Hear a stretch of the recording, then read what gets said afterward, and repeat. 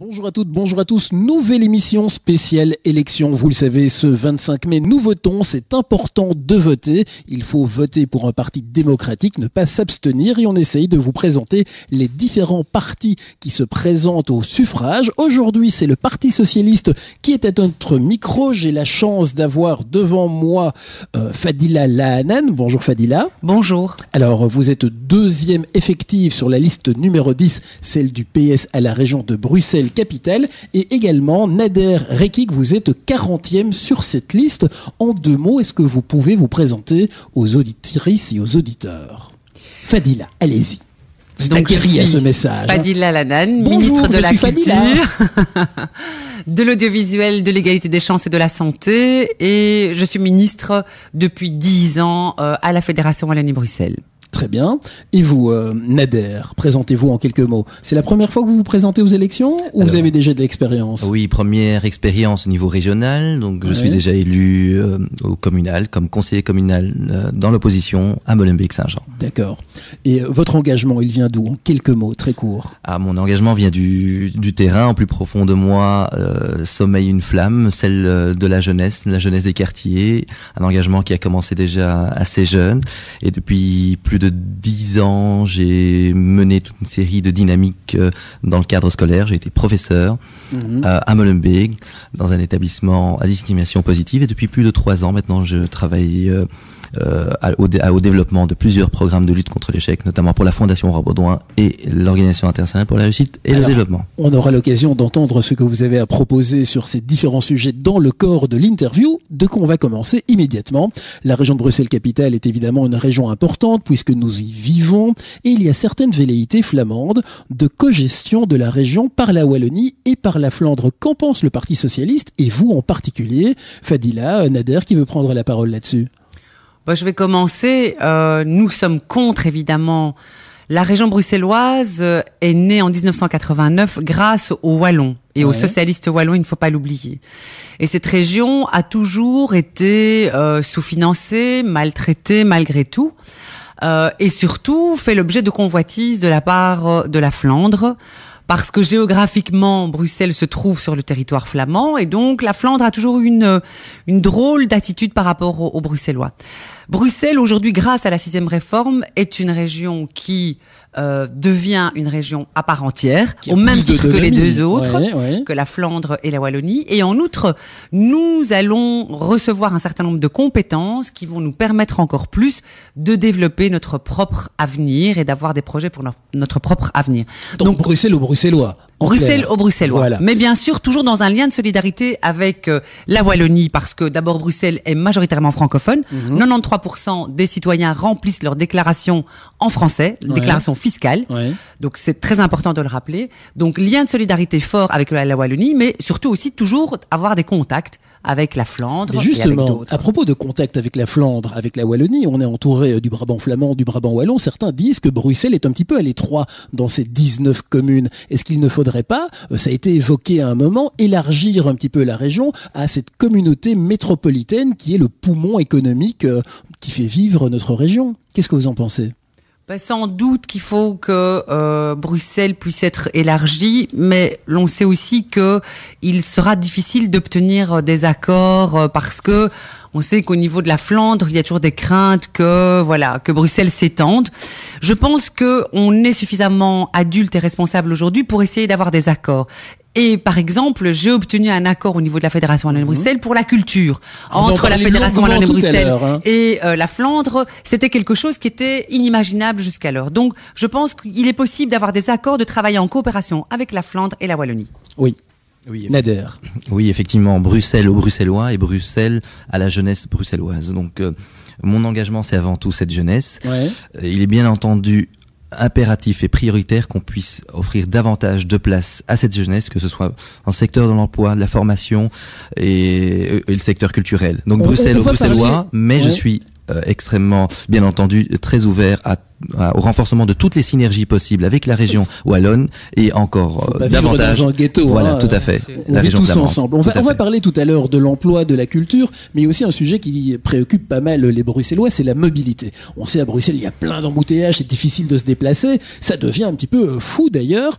Qu'est-ce que vous pouvez proposer au niveau du Parti socialiste, au niveau de la région, si vous revenez au pouvoir, pour essayer d'améliorer la mobilité à Bruxelles et faire en sorte qu'il y ait un petit peu moins de trafic rentrant dans notre ville, en sachant quand même qu'il y a des gens qui doivent venir travailler et que ça fait vivre nos sociétés? Il faut savoir que Bruxelles est un poumon économique pour la Belgique. 20% du PIB est produit à Bruxelles, alors que nous représentons 10% de la population belge. PIB, produit intérieur brut. Produit intérieur brut, donc c'est vraiment ce qui est de la richesse, en fait. Et nous avons 700 000 emplois sur Bruxelles, dont la moitié provient de Wallonie et de Flandre.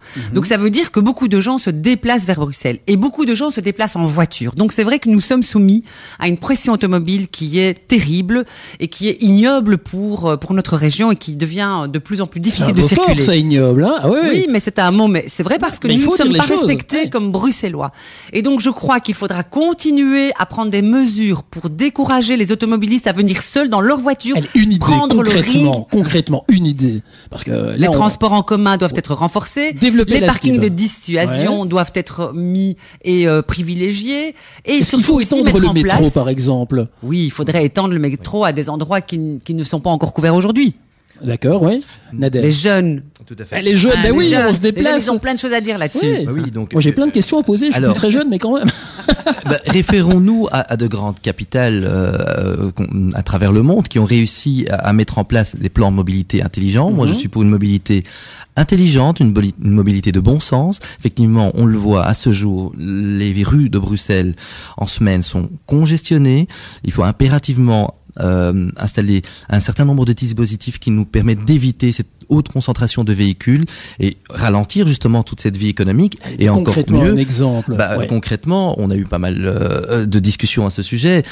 Tout ce flux de véhicules en provenance de la région flamande, de la région wallonne, peut être organisé et structuré différemment. Donc en périphérie, les voitures dans des parkings de dissuasion, parking de dissuasion renforcé et transport en commun renforcé. Et puis je suis pour aussi un meilleur accès, une facilité d'accès à ces transports en commun. Mais pas mal de personnes sont bien entendu freinées par le coût des transports en région Bruxelles-Capitale, en commençant par les jeunes, pour qui la charge est quand même assez importante pour une année scolaire. Alors, on va faire une petite respiration musicale. Je sens que vous avez encore plein. Nous revenons à cette émission spéciale élection avec aujourd'hui le Parti Socialiste qui est à notre micro.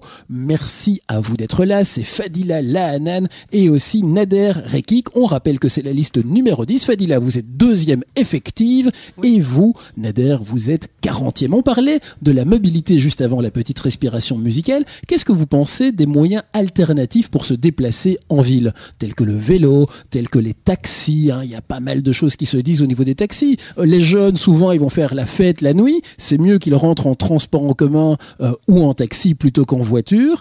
Et souvent, les taxis à Bruxelles, ça coûte cher. Prendre un vélo la nuit, bon, pas forcément. Qu'est-ce que vous pouvez dire à ce sujet? Nous avons déjà donc toute une série de dispositifs mis en place pour pouvoir faciliter le retour des fêtards. Vous le savez. Maintenant, il reste il y a vraiment, on peut encore renforcer toute une dynamique de circulation au profit des jeunes, au profit des moins jeunes, en renforçant justement les plans vélo, en renforçant les services de navettes nocturnes. Donc clairement, les transports en commun la nuit, c'est ça? Bien entendu. Et le système collecto des taxis, il faut le maintenir? Il fonctionne, il faut le maintenir. En ce qui me concerne, moi je suis favorable pour l'ensemble de l'équipe ici aussi. Maintenant, il faut aussi une meilleure accessibilité, une meilleure communication. Parfois, certains jeunes disent tiens, je suis pas très au courant de la chose. Donc il y a vraiment là au niveau de la communication, de diffusion et l'offre de ces outils alternatifs, meilleure communication à faire. Tout à l'heure, nous parlions d'une meilleure mobilité à Bruxelles. N'oublions pas que nous avons un canal qui traverse Bruxelles du nord au sud, donc zone Charleroi, taxis, des navettes fluviales nous permettraient donc justement en journée Donc c'est une proposition, mais en journée, toutes les personnes qui viennent pour travailler au cœur de Bruxelles, qui arrivent de la périphérie, peuvent tout simplement, via des parkings de dissuasion, s'arrêter là et emprunter ces navettes fluviales qui nous ramènent au cœur de Bruxelles. Alors ça, c'est une idée que je n'ai encore jamais entendue. Oui. Mais c'est bien d'arriver avec de nouvelles choses. Nous, on adore le port de Bruxelles et on a vraiment une administration qui est extraordinaire à ce niveau-là. Et je pense qu'il y a un certain nombre de projets qu'il faut renforcer, mettre en place. Et c'est vrai que c'est original, mais c'est vrai que le port doit servir à Bruxelles, aux Bruxellois, et ça permettrait de désengorger les voies... Les voies normales. Mais ces voies normales, on les emprunte quand même pas mal, notamment en taxi. Qu'est-ce que vous pensez de la polémique qu'il y a concernant ces sociétés Jump, Uber, pour laquelle la ministre Groels a fait une action en justice en demandant des astreintes, c'est-à-dire de payer des frais à ces sociétés qui concurrencent les taxis qui sont reconnus par la région de Bruxelles-Capitale en tant que pouvoir public régional. Est-ce que cette alternative est crédible ou pas? Qu'est-ce que vous en pensez? Moi, je pense que toute alternative peut être crédible tant qu'elle n'est pas un frein à la concurrence d'opérateurs qui travaillent actuellement. Je pense qu'il n'est pas de bon ton non plus que les taxis se voient soumis à une concurrence déloyale avec un non-respect des prix, etc. Alors c'est vrai que le taxi à Bruxelles est relativement cher et que c'est vrai qu'à ce niveau-là, il faudrait qu'un effort soit réalisé. Ça, je suis entièrement d'accord. Les taxis baissent leur prix. Alors c'est pas au niveau de la région, mais je pense que si on a d'autres alternatives légales, cela permettrait en tout cas de faire diminuer la pression financière qui pèse aujourd'hui sur le portefeuille du citoyen lambda et surtout des jeunes.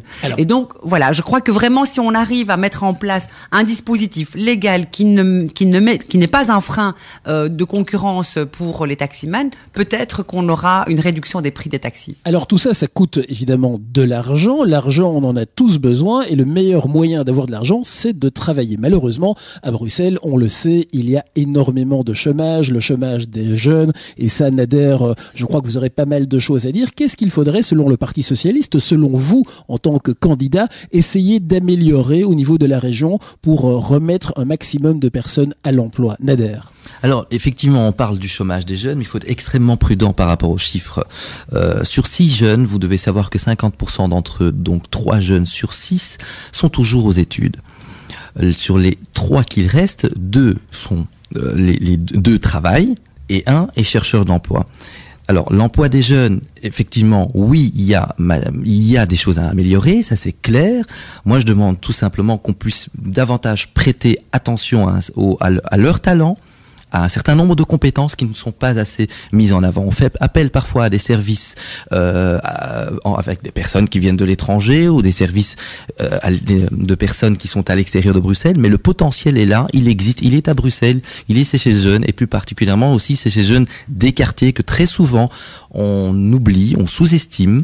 Mais on néglige. C'est quoi? C'est favoriser l'emploi des Bruxellois à Bruxelles, c'est ça? Et comment on peut y arriver politiquement?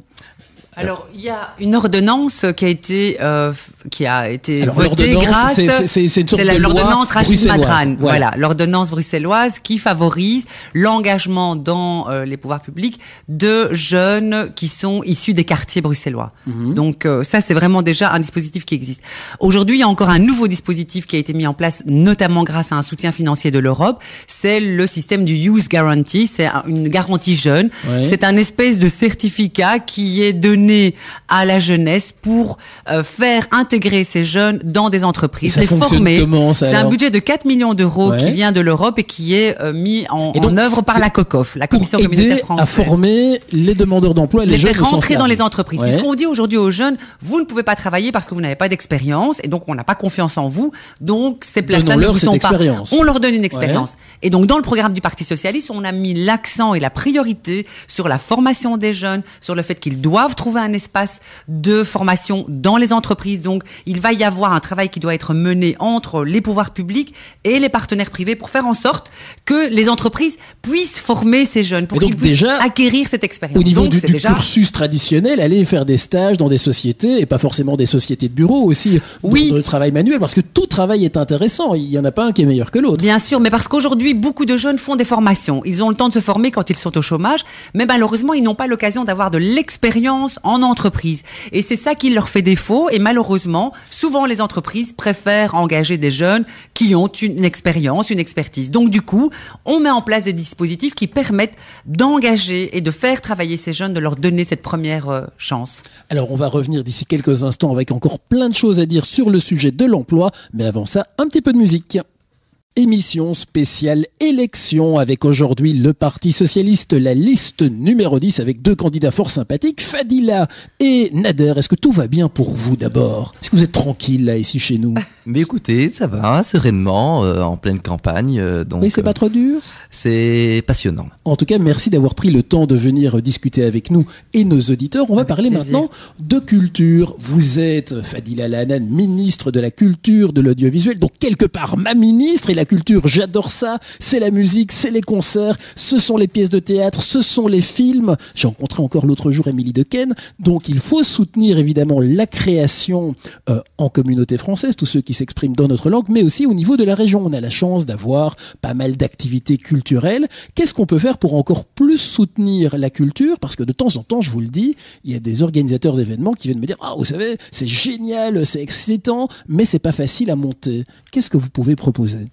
Mais vous savez, on a proposé un certain nombre de choses pour soutenir tous les projets qui sont émergents, qui sont alternatifs. Il y a la culture traditionnelle, les grands théâtres, les musées, etc. Tout ça, je veux dire, moi j'ai réalisé un travail de mise en œuvre de dispositifs décrétaux. Donc on a mis des lois en place pour protéger et stabiliser les opérateurs culturels.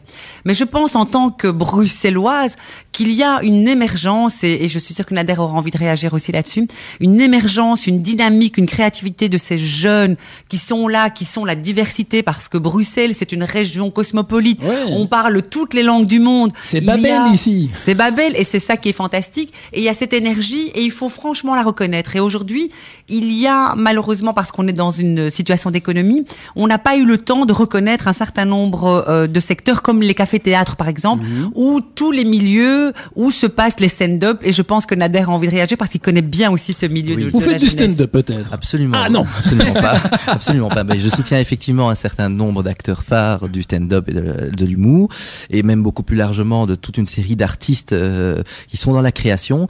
Je tiens justement à dire que on a eu beaucoup de chance. On a vraiment eu beaucoup de chance d'avoir Fadila Al-Hanan comme ministre de la Culture, qu'elle a pu mener vraiment une politique avec une dynamique magistrale qui a permis à des trésors cachés des quartiers d'émerger avec un soutien qui est considérable. Nous avons pu réaliser des choses incroyable, mais vraiment hallucinante. Faire émerger effectivement un certain nombre de talents des quartiers, et même mieux, faire briller ces jeunes. C'est bien ce qui a été fait, il faut le dire. Mais qu'est-ce qu'on peut faire en plus? Alors, de l'année dernière, c'est moi ça, non? Non, c'est la compagnie des voyageurs sans bagages qui ont fait La vie c'est comme un arbre. Et cette année, c'est Issa Makel, donc qui a été élu bruxellois de l'année. C'est un jeune de ces quartiers, jeune entrepreneur, travailleur. Abdel Sendup, aussi élu bruxellois de l'année, qui réalise un certain nombre de choses formidables. Toute une équipe, une constellation d'étoiles, de jeunes des quartiers qui brillent. Et là où la chose est intéressante, c'est qu'ils permettent justement de catalyser les envies de réussite de tous les autres jeunes des quartiers. On crée ainsi une dynamique positive qui nous offre des résultats hallucinants.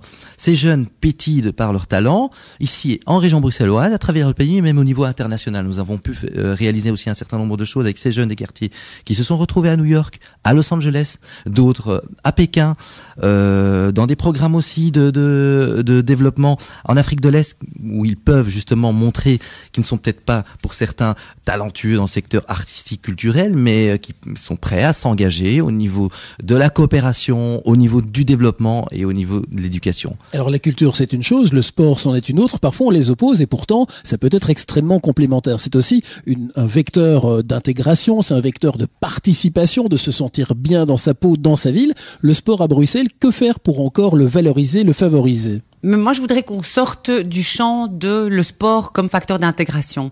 J'espère que dans la tête... Non, c'est pas grave, mais je vais la corriger tout de suite parce vous faites bien, je ne supporte plus qu'on parle du sport comme facteur d'intégration. Le sport, c'est bon pour tous les citoyens. Même pour moi. Moi, comme ministre de la Santé, je peux vous dire que tous les jours, je fais passer cette bonne parole et je dis qu'il faut manger sainement, qu'il faut faire de l'exercice physique parce que c'est bon pour la santé, mais pour tout le monde. Alors bien sûr, on peut être excellent en sport quand on est bon. On n'est pas tous très bons, non, mais il y en a qui sont mieux que d'autres, comme Vincent Compagnie, par exemple. Oui, c'est un petit gars qu'on connaît bien. Marwan Fellaini, exemple, le Diable Rouge sont vraiment des exemples, ce sont des ambassadeurs pour la Belgique. Et donc ça, c'est vrai, tout le monde ne peut pas avoir ce talent d'être un sportif de haut niveau, mais faire du sport, c'est très bien pour la santé. Et par exemple, la première mesure que j'ai trouvée malheureuse... Il faut rendre le sport aussi accessible à tous. Justement, j'allais vous dire que à cause des économies que nous avons dû réaliser de 2009 à 2014, ce qui m'a beaucoup attristé, c'est la suppression des chèques sport. Parce que c'était vraiment quelque chose qui permettait aux familles modestes et précarisées de pouvoir payer des inscriptions dans les clubs sportifs pour leurs enfants. Et c'est vrai que le fait qu'on ait supprimé ces chèques sport, eh bien, il y a beaucoup de familles qui n'ont pas pu aller inscrire leur enfant dans un club sportif parce que c'est vrai, ça coûte quand même relativement cher.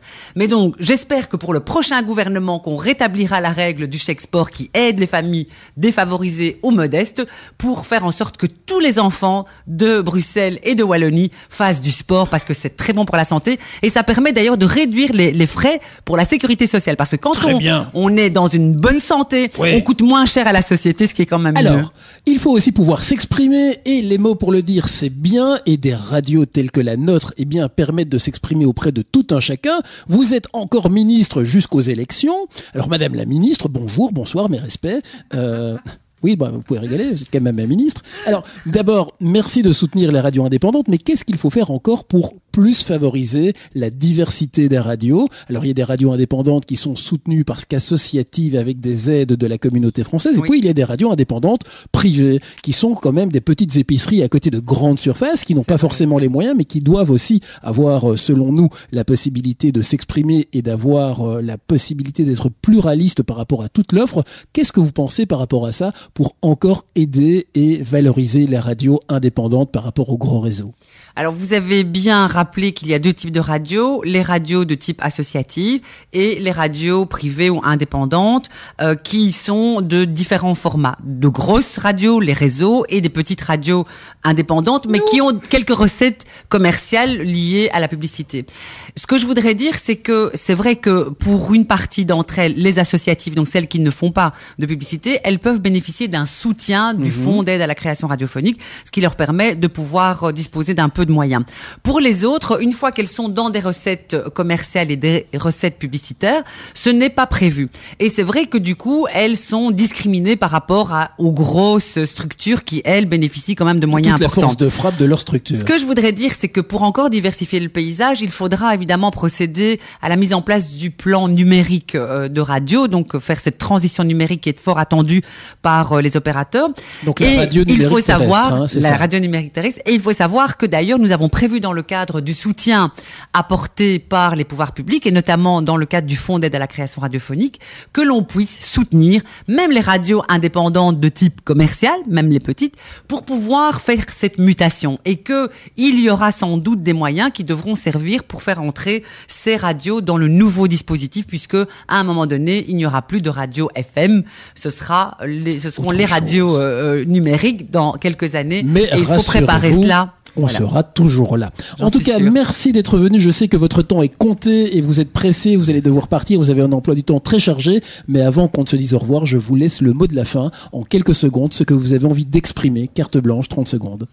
Le mot de la fin, je demande une mobilisation générale de l'ensemble de la jeunesse des quartiers bruxellois, de toutes les personnes qui aspirent à une région bruxelloise qui pétille, une région bruxelloise où les talents sont à l'honneur, où le travail est à l'honneur et où la solidarité est à l'honneur. Et c'est ce que le Parti socialiste propose, c'est une dynamique dans la solidarité et dans l'unité pour un Bruxelles qui pétille.